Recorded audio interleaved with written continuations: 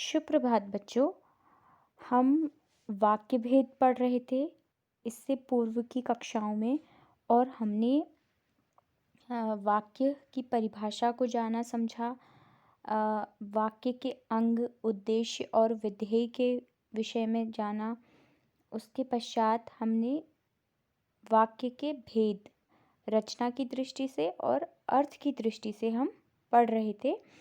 और उसमें भी हमने अर्थ की दृष्टि से 4 प्रकार के वाक्यों को समझा, जिसमें हमने विधान, निषेध, आज्ञा और प्रश्नवाचक को समझा।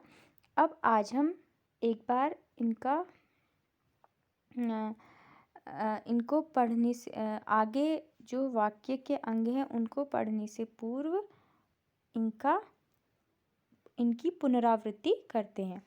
विधानवाचक वाक्य में हमने देखा कि जिन वाक्यों में क्रिया के करने या होने की सूचना मिले उन्हें विधानवाचक वाक्य कहते हैं। जैसे राम पढ़ाई कर रहा है, सीधा सीधा वाक्य है। राम ने रावण को मारा, वह विद्यालय जा रहा है।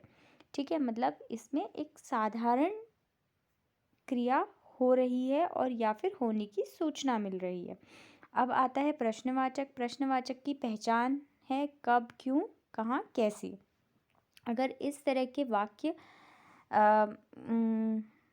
में इस तरह के शब्द आते हैं तो आप ये समझ लीजिएगा ये प्रश्नवाचक वाक्य है।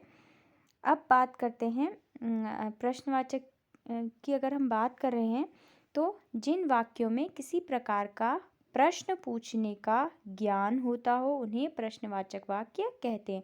रमेश, क्या कर रहे हो? यह कार्य किसने किया? युगदा, तुमने कितने दोहे याद कर लिए हैं? ये किसकी सूचना दे रहे हैं? प्रश्न।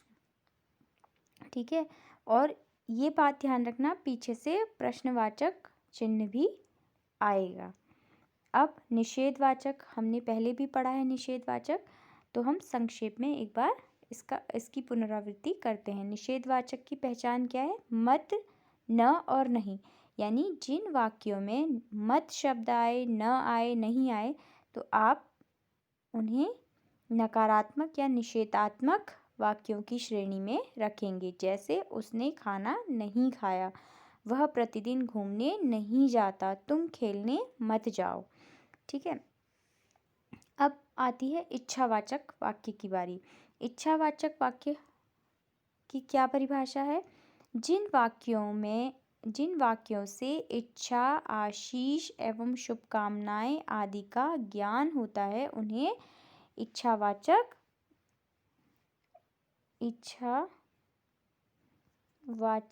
वाक्य कहते हैं। जैसे उदाहरण, तुम्हारा कल्याण हो, भगवान तुम्हें लंबी उम्र दे, तुम्हारी यात्रा मंगलमय हो। इस तरह के वाक्य इच्छावाचक वाक्य होते हैं। यानी कि हम किसी के विषय में कुछ अच्छी बातें स्वतः ही बोलते हैं। हमारी इच्छा होती है कि हम किसी को ब्लेसिंग्स दें। ठीक है, ब्लेसिंग्स के सेंस में ये, या फिर शुभकामनाओं के सेंस में, जैसे आपको दिवाली की हार्दिक शुभकामनाएं। इस तरह से या फिर आपको दुर्गा अष्टमी की हार्दिक शुभकामनाएं। ये सारे जो इस तरह के वाक्य हैं वो इच्छावाचक वाक्य की श्रेणी में आते हैं। जहाँ पर हम किसी के मंगल की कामना करते हैं, कल्याण की कामना करते हैं, तो वो इच्छावाचक वाक्य होते हैं। अब बात करते हैं आज्ञावाचक की। जिन वाक्यों में आज्ञा, प्रार्थना, उपदेश आदि का ज्ञान होता है उन्हें आज्ञावाचक वाक्य कहते हैं। उदाहरण, बड़ों का सम्मान करो, बाजार जाकर फल ले आओ, मोहन तुम यहीं बैठकर पढ़ो। यानी जिन वाक्यों में आपको आज्ञा, प्रार्थना और उपदेश का भाव प्रकट होते हुए दिखे तो समझिए ये आज्ञावाचक वाक्य हैं। जैसे हम कहते हैं ना, बड़ों का सम्मान करना चाहिए, या फिर बाजार जाकर फल लाओ, या मेज से किताबें उठाओ, या फिर जैसे मैं यूजुअली आपको बोलती हूँ ना, स्टाफ रूम से वो क्लास 6 की कॉपियाँ दे आओ। तो या फिर अपनी कक्षा की कॉपियाँ में इससे उठा लाओ। तो ये क्या है? आज्ञावाचक वाक्य हैं। जैसे सुबह सुबह मम्मी आप लोगों से कहती होंगी, जाओ बेटा दूध ले आओ। तो ये क्या है? आज्ञावाचक है। ठीक है। अगला है संदेहवाचक। संदेहवाचक में क्या होता है कि हमें शक जैसा हो। संदेह को हम शक बोल सकते हैं, पर यहाँ पर हम इसको नेगेटिव नहीं लेंगे। शक को हम नेगेटिव नकारात्मक रूप से इस्तेमाल करते हैं, शक शब्द का इस्तेमाल। लेकिन हमें यहाँ इसको आशा, शायद, मतलब पॉजिटिव सेंस में हो सकता है। ठीक है। इन जहाँ पर ये शब्द आते हों, संदेह सकारात्मक भी हो सकता है। ठीक है। तो जहाँ पर हो सकता है, आशा है, शायद शब्दों का प्रयोग हो, तो समझिए वाक्य में अगर इस प्रकार के शब्दों का प्रयोग हो तो समझिए ये संदेहवाचक वाक्य कहलाते हैं। जैसे जिन वाक्यों में संदेह या संभावना व्यक्त होती है उन्हें संदेहवाचक वाक्य कहते हैं। जैसे हो सकता है वह आज आ जाएगा, शायद आज मेरा दोस्त आएगा, संभावना है कि कल की छुट्टी हो। या फिर आजकल हम लोग सभी अमेज़ॉन या फिर और ऑनलाइन शॉपिंग करते हैं ना, तो हम लोग ये कहते हैं कि आज मेरा मोबाइल आने वाला है अमेज़ॉन से, शायद आज आ सकता है।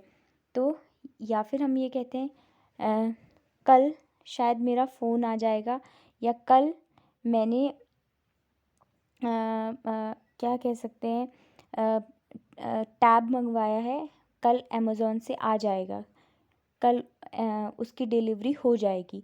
तो कहने का मतलब ये है कि सामान की हमें एग्जैक्ट पता नहीं होता कि अमेज़ॉन वाले कब हमें डिलीवर करेंगे सामान को।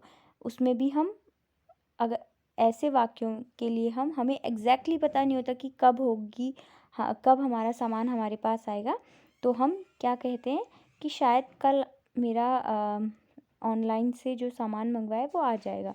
तो कहने का मतलब ये है कि ये एक संदेहवाचक है कि हम सिर्फ आशा कर सकते हैं या फिर हम सोच सकते हैं, मतलब हम शायद के सेंस में कि हमें होप है कि कल आ जाएगा सामान, तो हमें एग्जैक्टली जहाँ पर पता ना हो कि ये तभी होगा करके, तो इसलिए यहाँ संदेहवाचक वाक्य हम बोलते हैं।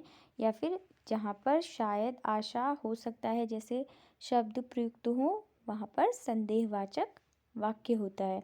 या फिर ये हो सकता है कल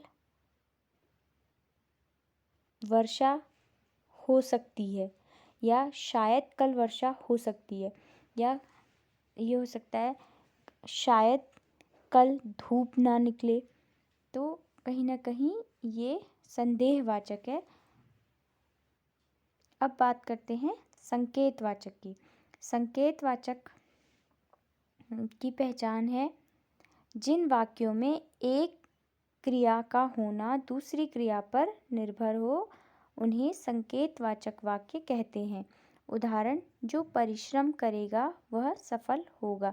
यानी कि सफलता किस पर निर्भर करती है? परिश्रम पर निर्भर करती है।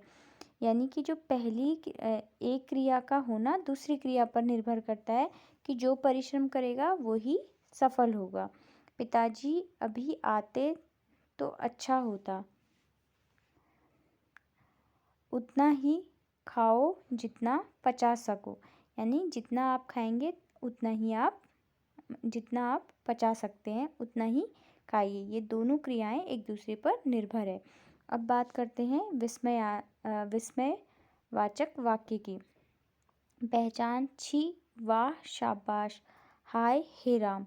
जिन वाक्यों में विस्मय प्रकट हो तो वो विस्मयादिवाचक वाक्य कहलाते हैं। जैसे जिन वाक्यों में आश्चर्य, घृणा, क्रोध, शोक आदि भावों की अभिव्यक्ति हो उन्हें विस्मयवाचक वाक्य कहते हैं। उदाहरण, वाह वाह कितना सुंदर दृश्य है।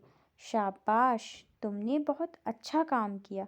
छी, यहाँ तो बदबू ही बदबू है। तो इस तरह से ये वाक्य विस्मयादि वाचक वाक्य कहलाएंगे या फिर विस्मयवाचक वाक्य।